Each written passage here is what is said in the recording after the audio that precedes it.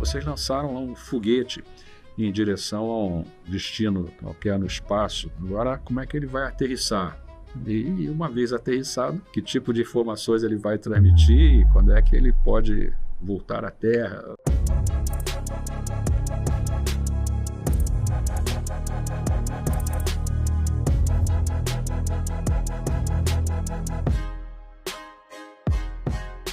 Qual é a inflação do primeiro ano do real descontaminada dos 50% ao mês?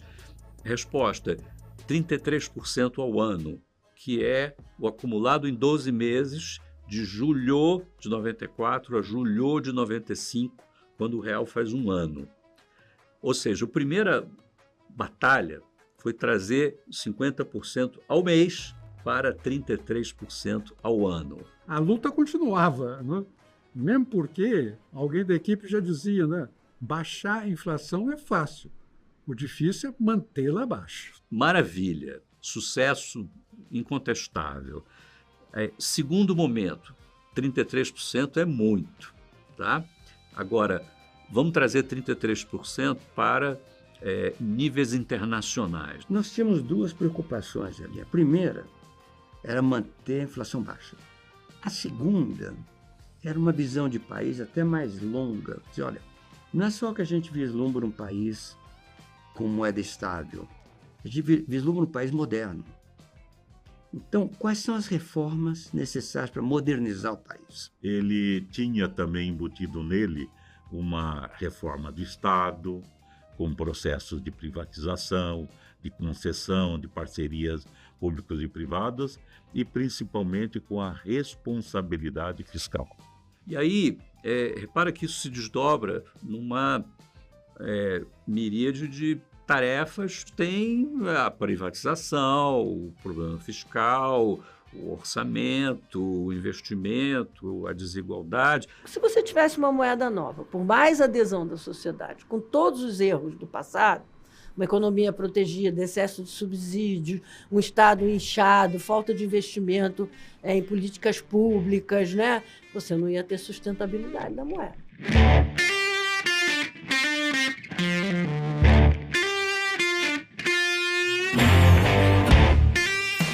Ele sofreu já o primeiro teste quando houve uma turbulência no México, né? Ele foi em dezembro de 94, início de 95. A situação externa estava menos favorável do que a gente estava antecipando. Precisava-se haver uma série de reajustes, adotar uma política monetária, fiscal e cambial mais prudente, mais forte. E o primeiro ano do Fernando Henrique estava trabalhando nessa área, quando ocorre a crise do México. A grande apreensão, a primeira que teve foi na crise do México. Nesse processo aí, houve algumas discussões sobre questões cambiais ali no início do ano. O Pércio acabou saindo do Banco Central, foi até o momento que eu entrei, né? Uma questão que dividiu muito a equipe, todo mundo sabe, não é uma discussão que não seja pública, que havia um grupo mais liderado pelo Pércio, que queria que o câmbio se flutuasse antes, e um grupo liderado pelo Gustavo Malan, que queria permanecer o câmbio com uma flutuação menor durante mais tempo. Em 93, quando nós fizemos o horizonte do Plano Real, a ideia era que a gente ia ancorar no dólar durante 2 anos. A gente estimou que em julho de 96 a gente já estava com o dólar flutuando. Uma coisa é o papel, outra coisa é a realidade econômica, né? E a taxa de juros americana subiu exatamente em 1994. E só lembrando, todos os programas de estabilização da América Latina, naquela época, e do mundo, tinham baseados no câmbio fixo, que tinha sido um enorme sucesso por crescimento dos tigres e asiáticos na época, né? Nós entramos no governo Fernando Henrique com muitos desequilíbrios, porque a economia virou esfuziante. O crédito estava crescendo a 35% ao ano. Primeiro trimestre de 95, a taxa anualizada de crescimento estava em torno de 10% em termos reais, a indústria estava crescendo a 14%, as vendas a mais de 20%. Tivesse uma desvalorização abrupta ali, levaria em questão assim, o nosso compromisso com preservar a inflação sob controle. Eu acho que essa questão do câmbio perpassou todo o primeiro mandato, porque ela já tem a discussão em 95, aí ela fica de lado, porque aí o grupo que consegue convencer dentro da equipe que tem que permanecer um pouco mais ancorado o câmbio, ele permanece, boa parte vai saindo e não tem uma crise explícita de câmbio durante muito tempo. E aquilo foi um teste importante e o plano saiu muito bem, né? A grande preocupação era o sistema bancário, né? Nós tivemos à beira de uma crise bancária de sérias proporções que poderia ter colocado o plano a perder, né?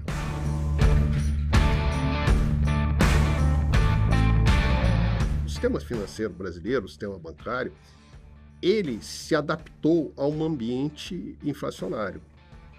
Quando a inflação acabou, o sistema bancário ele sentiu fortemente isso. E houve uma redução muito abrupta, né, e forte das receitas inflacionárias que eram apropriadas pelos bancos. E muitos bancos não conseguiram fazer essa transição. Você pensa o seguinte, você tinha depósitos não remunerados no seu banco, que a taxa de juro era 1.000, 3.000, né? Então, o floating era muito alto. E isso escondia o fato de você não precisar ter uma carteira de crédito. Que os bancos se beneficiavam da inflação, os governos também, né? Então, quando houve a estabilização, de fato ficou claro que havia um déficit estrutural no Brasil. E antes, a eficiência de ginástica financeira era mais importante do que o exercício de produtividade industrial ou empresarial, né? Você não ter precisado de eficiência operacional, em alguns casos até fraude, né? Que foi o que aconteceu em alguns dos bancos. Na hora que o juro foi para níveis civilizados, isso ficou à mostra. E o banco deixou de ser um negócio de ter floating em cima de uma inflação galopante para você realmente ter um banco como esse é hoje, baseado em crédito e em serviço para a população, que é o certo e é o bom. O período inflacionário foi terrível para a gente. Eu me lembro ter tido acesso à nossa tesouraria e naquela época a Caixa precisar recorrer a banco de segunda linha para, em nome dela, fazer gestões no mercado de capitais para poder fechar sua tesouraria. Você imagina, isso hoje é impossível. E aí começou um desenvolvimento muito grande do mercado de capitais com instrumentos de dívida que pudessem sair de uma coisa extremamente binária, que era em empréstimos de capital de giro ou de descontos de duplicata. Então a estabilidade ela deu uma dimensão para novos produtos. Teve, inclusive, uma estruturação no sistema financeiro, inclusive com bancos estaduais, né? Cada estado do Brasil tinha um banco, né? E muitos deles foram absorvidos ou por bancos controlados pelo governo federal ou foram privatizados, né?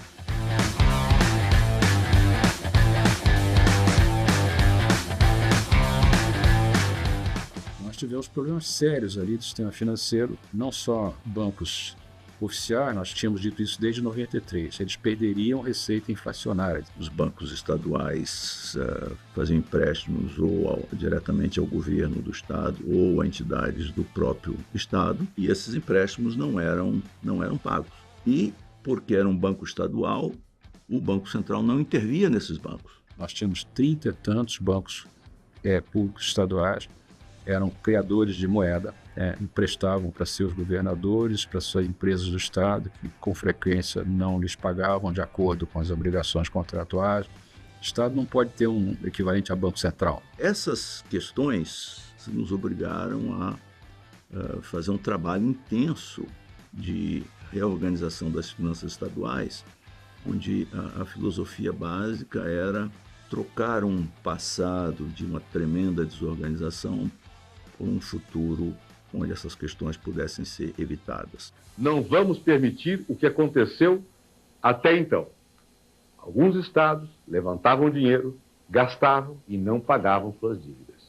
Nesse momento, os estados devem ao governo federal, junto com os municípios, 40 bilhões de dólares. Isso acabou. Todos os estados estavam mais ou menos nessa situação e nós então fizemos um programa em que a gente refinanciaria a dívida dos estados, assumindo um comprometimento máximo de 13% da receita estadual com pagamento de dívida. Em troca, eles teriam que aceitar privatizar o Banco Estadual e a sua distribuidora, ou se não quisessem privatizar, eles teriam que entregar esses ativos ao governo federal. Obviamente, você não podia deixar e essa era uma determinação explícita do presidente, que os depositantes dos bancos sofressem em massa, quer dizer, perdessem, né, os seus depósitos. Isso seria desastroso. A gente tinha exemplos de crises bancárias recentes em países vizinhos, como por exemplo a Venezuela, foram, vamos dizer, desastrosas. Ele tomou todas as ações que precisava tomar para sustentar o plano, porque era o plano que eu havia elegido. Por exemplo, liquidação de bancos. Teve um dos bancos que foi liquidado, o filho dele era casado com a filha do banqueiro que controlava o banco. O banco foi liquidado, independente de filho dele, de relações familiares. O esforço do PROER, o esforço de saneamento dos bancos estaduais, de saneamento das dívidas estaduais, de também saneamento dos bancos públicos federais, de privatização, né, de bancos. Isso tudo foi um processo muito, muito difícil, politicamente desgastante, pessoalmente também, mas que eu acho que foi fundamental para que o plano adquirisse resiliência. Nós conseguimos com essas intervenções no setor público e no setor privado, tivemos um grande processo de falência, liquidação de pequenos bancos. Dos 7 principais, nós tivemos problemas que tivemos que lidar com o Banco Econômico, o Banco Nacional e o Bamerinos, que tiveram que ser vendidos, privatizados. Demora para fazer. Imagina, fechar os bancos estaduais, arrumar o Banco do Brasil, só encrenca, né? Põe ano aí para fazer. Mas, enquanto isso, a política monetária está ali. As tropas vão avançando. Mas logo depois, né, começou a crise asiática, né, que explodiu em 97. Em seguida, a crise asiática, explodiu a crise russa, em 98. Ou seja, nesses anos de transição em que nós estávamos consolidando o real, a situação externa que o Brasil enfrentou foi péssima.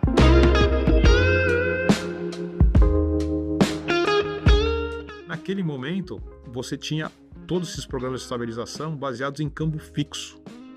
E na hora que você teve esse aperto de juro e essa saída de capitais dos mercados emergentes, você teve as grandes crises. Me lembro que a gente consegue fazer a privatização das teles uma semana antes da grande crise, e isso acelera um ataque cambial no Brasil, a gente perde reservas. No dia 23 de setembro, 10 dias antes das eleições, o presidente da República fez um discurso no Itamaraty, onde ele diz como é que ele estava vendo a situação, reafirma que nós estávamos trabalhando um programa para o triênio, que seria apresentado até 15 de novembro, e dá uma ideia de como é que nós estamos lidando com a crise, que era uma crise séria naquele momento. O Brasil veio carregando uma situação fiscal, eu diria, bastante precária, sobretudo porque a taxa de juros era bastante alta, que não ia aguentar, estava muito claro.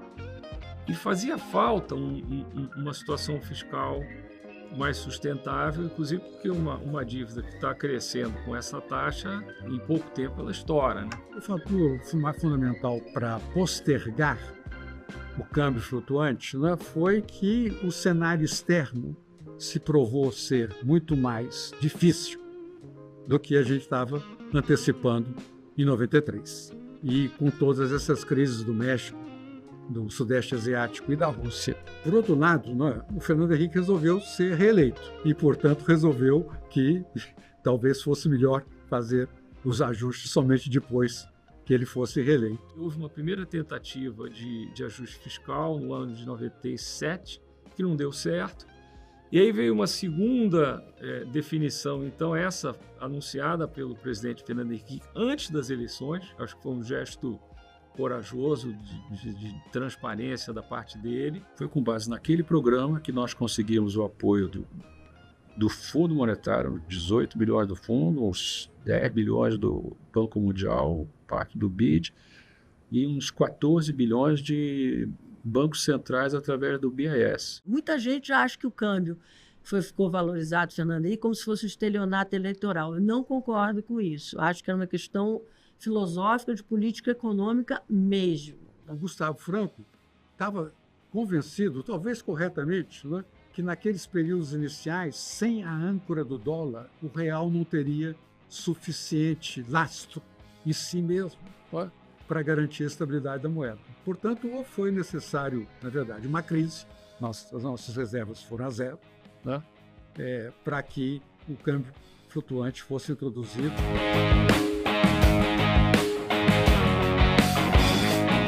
final do primeiro mandato, a gente estava em plena campanha eleitoral. O Fundo Monetário pressionando o governo brasileiro para mudar a política cambial, o Ministério da Fazenda e o Banco Central, a pessoa dos seus líderes, mas especialmente em função da posição do presidente do Banco Central, Gustavo Franco, resistindo a uma hipótese de mudança. A demanda por dólar começou a ficar muito elevada e, no final, o Banco Central não tinha mais condições de controlar essa demanda e controlar o preço do dólar. Quando as reservas cambiais elas quase que evaporam no último bimestre do ano, e está claro que aquilo é uma crise séria. O presidente Fernando Henrique, as pesquisas mostraram uma perda de vantagem sobre a oposição, mas ainda foi em tempo dele ser reeleito no primeiro turno. O presidente é eleito e continua aquela situação de pressão sobre a moeda brasileira. Senhores congressistas, não fui eleito para ser o gerente da crise. Fui escolhido pelo povo para superá-la e para cumprir minhas promessas de campanha. Muita gente era pessimista sobre se desvalorizar o câmbio pode gerar inflação e voltar tudo. Todo aquele processo acabou gerando a saída do Gustavo Franco. E o presidente, então, não vendo outra alternativa, ele decide trocar o presidente do Banco Central, à revelia do próprio ministro Malan, e coloca, então, o diretor Francisco Lopes, conhecido como Chico Lopes, como presidente do Banco Central. Mal entendidos, incompreensões que houve ali na virada de 98 para 99, que levaram à decisão do presidente Fernando Henrique de mudar o presidente do Banco Central, colocar um novo presidente lá que fez a sua proposta no dia 13 de janeiro daquele ano. Ele anuncia uma nova política cambial que tem uma fórmula, digamos assim, que procurava acomodar essas variações do valor da moeda brasileira de uma maneira mais dinâmica. Ele criou um mecanismo que chamava-se banda diagonal endógena. E esse negócio, até por esse nome um pouco diferente, ele também não foi recebido com, digamos assim, com muita credibilidade. Aí tem o famoso debate com a FMI, o Chico Lopes com a FMI, a própria equipe tem uma discussão interna muito forte. O que vai fazer, se vai aumentar juros, se vai soltar câmbio, até que você não tem opção. O ataque cambial decide por você. E ali, então, começa realmente a haver uma sucessão de eventos, e esses eventos culminam com uma pressão ainda maior, perda de reservas, um desconforto muito grande do Fundo Monetário Internacional e do Tesouro Americano, porque eles não tinham sido informados previamente dessa mudança da política cambial. Realmente chegamos a uma situação onde a única perspectiva seria uma nova mudança do presidente do Banco Central. E que gera a grande desvalorização cambial de janeiro de 99, quando entra o Armínio e faz a segunda etapa do Plano Real, que é o tripé macroeconômico.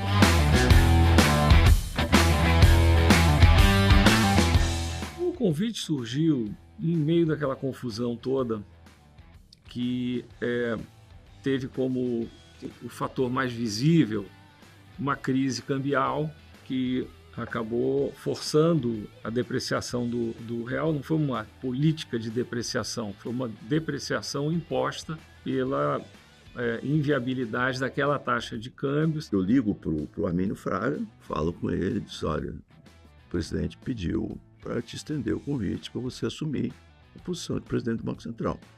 Você topa? Não, eu topo, eu aceito. Final de maio, início de junho, eu estarei pronto, eu estou indo para o Brasil. Eu disse: Armínio, se for para você vir final de maio, início de junho, não precisa vir, o país acabou. Mas é assim que está a situação?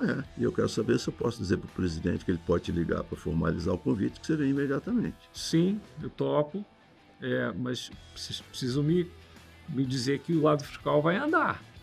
Senão eu vou me entregar a uma tarefa inviável. Marcharei com determinação para obter do Congresso o ajuste fiscal e para livrarmos o Brasil da armadilha dos juros altos que aguilhou o nosso ímpeto de crescimento econômico. Foi quando, então, se passou para o regime de metas de inflação. Para mim ficou bem claro que a receita natural, que já era praticada, sem que a coisa fosse assim muito explicitada, era o sistema de metas para a inflação que tinha sido introduzido formalmente, em primeiro lugar, na Nova Zelândia, depois no Reino Unido, na Suécia, no Canadá. Depois se viu que, na verdade, você poderia fazer uma âncora, vamos dizer, controlando o câmbio, também se mostrou muito ineficiente. Então, eu acho que foi um processo de aprendizado geral, porque depois, né, do Plano Real, a gente teve o sistema de metas em 99, que hoje é um sistema que quase todo mundo usa. E nós acreditávamos, vendo o exemplo desses países todos,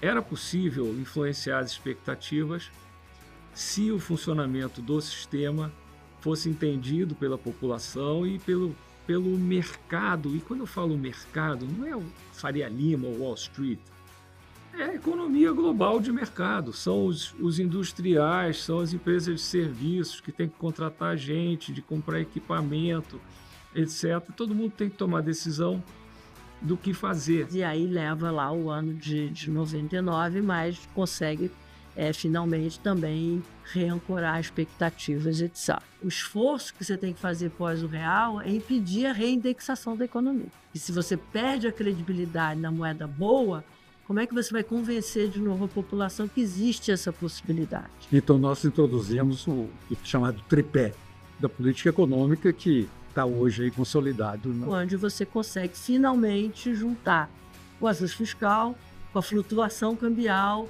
e com as metas inflacionárias. Então, batalha número 3, transição para o chamado tripé. Né? Foi bem sucedida no final de 99.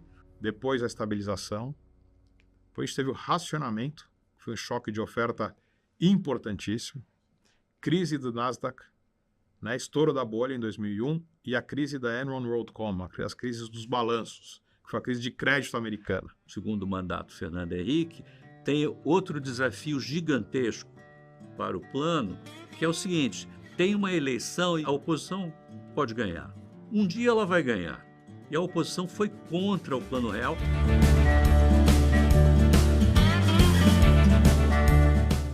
Quando Lula começa a ameaçar, né, de fato, vencer aquela eleição de 2002, assim, o risco de uma mudança radical na política econômica começa a mexer no preço de ativo e o mais importante foi o dólar. Você se lembra que houve pânico no mercado com a eleição do Lula. O dólar subiu lá para as alturas. E esses caras agora vão ser governo. O que vai acontecer? Claro que estava todo mundo nervoso com isso, e esse seria um enorme desafio. Não é nosso do plano, é o desafio para o país. O real sobreviveu com o Fernando Henrique, né? A grande questão era se ele sobreviveria com Lula.